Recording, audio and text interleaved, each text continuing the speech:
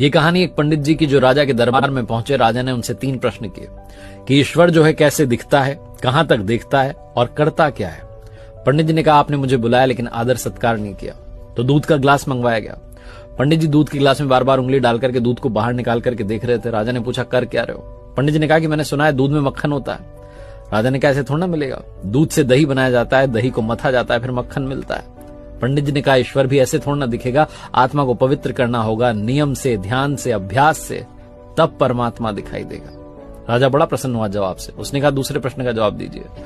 पंडित जी ने कहा कि मोमबत्ती मंगाई। एक मोमबत्ती मंगाई गई, उसको जलाया गया। पंडित जी ने पूछा बताइए कहां तक रोशनी जा रही है। राजा ने कहा कि हर तरफ जा रही है, चारों तरफ।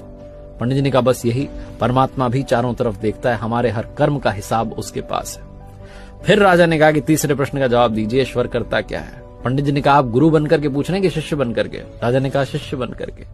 तो पंडित जी ने कहा